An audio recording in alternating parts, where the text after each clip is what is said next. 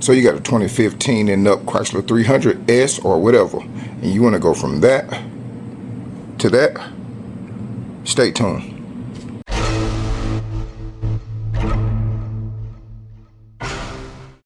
What's going on? On my previous video, we talked about everything you're going to need to get your car swap to a shifter like that from a dial shifter.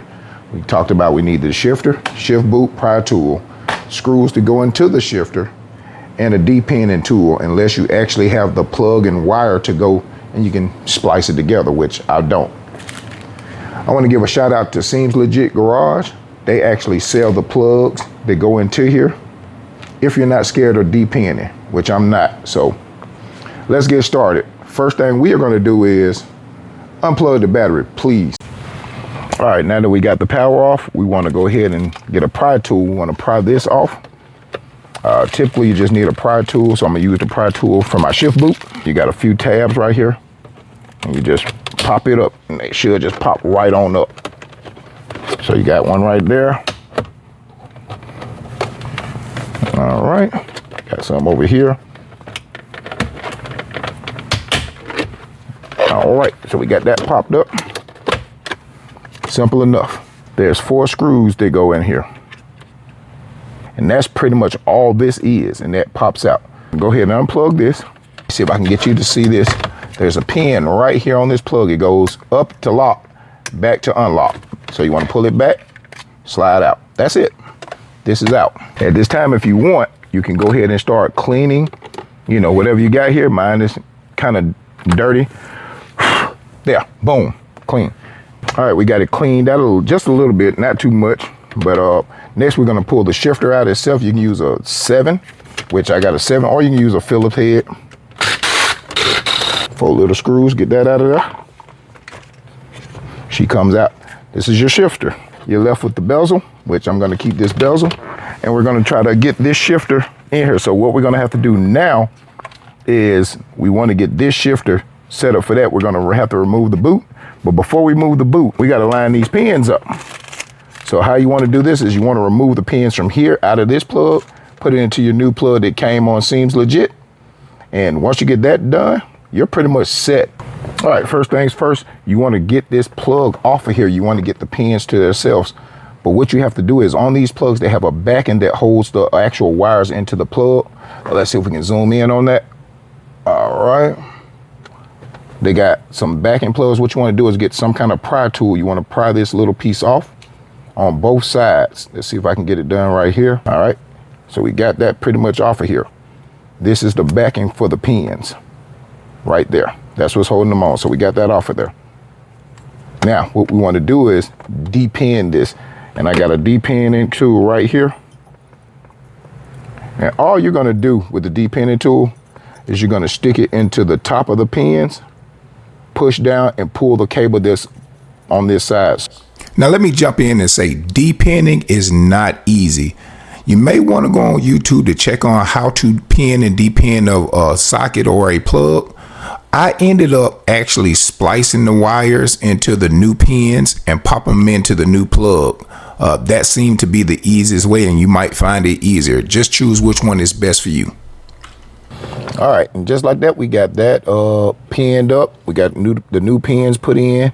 I did have to splice some of them, make me a new plug, because some of those pins just did not want to come out. So next, what we're gonna do is, I'm gonna take this boot off of here, because we're gonna place all this on here. How you do this is basically there's a screw. Once you pull this boot up right here. So what we're gonna do is unplug this right here, which is the, I guess, the light for this. And then you got a bolt right there. That's gonna be a T25, so let's get that out. So let's go ahead and unplug.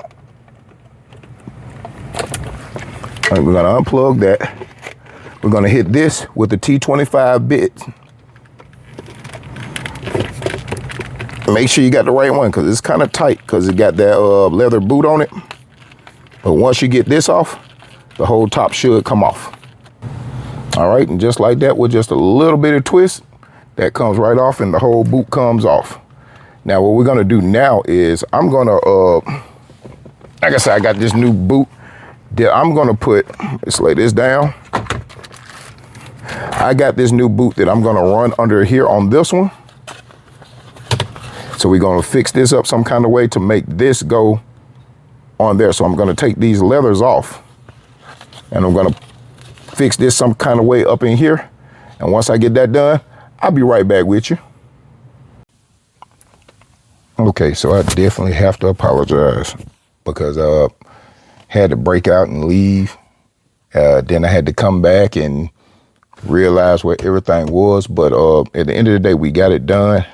I had to do more than what I wanted to do because I had to go back 2 or 3 times to get this pushed all the way down. Make sure if it's not going on, make sure the handle is pushed all the way down because the actual shifter sits on the center console floor and it bolts in with the 4 bolts that I showed you. But we can give you a try. Let me open up the garage door, see what we got here. All right.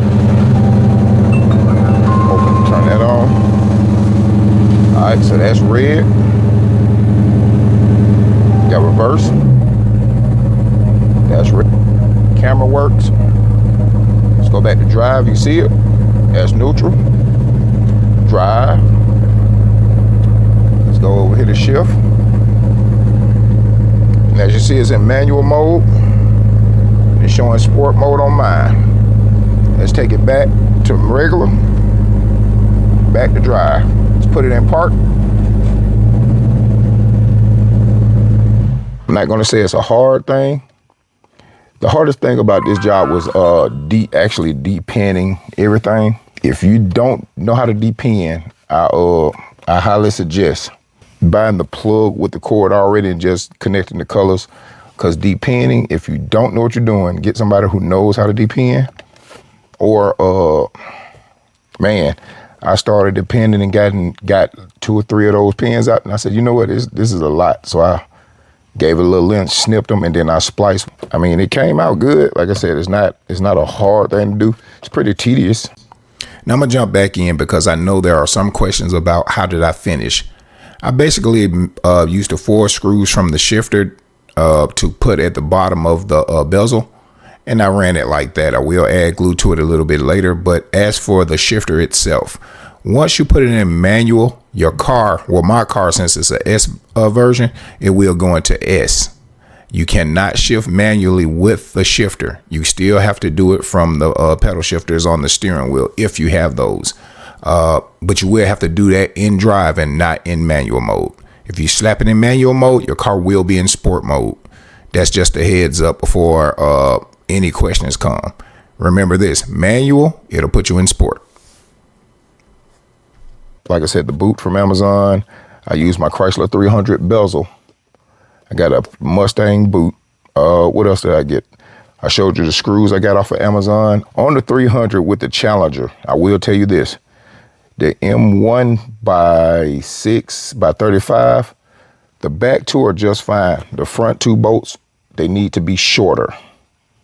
So what I did was I took some little plastic spacers and put those same bolts in the slots, and that's fine. But I'm just giving you a heads up, those bolts aren't gonna go directly down in there on the 300s. For some reason, it's gonna wanna kick it up, but worked fine for me right here. What we got, everything fits good. The boot looks good. You know, it's a little bit of gap in there, but I used the screws that came with my 300 shifter to go in there. I bolted those boots to the shifter bezel, and then I black hot glued around the inside here. So you'll see a little gap right here. It's just open, but when you pull it up, it's closed. So all good. This was just a quick little, I ain't gonna say quick, but this was just a little tutorial on how you get the hand shifter in your Chrysler 300. If you got any questions, leave them in the comments. I'll try to answer them as best as I can. Thank you.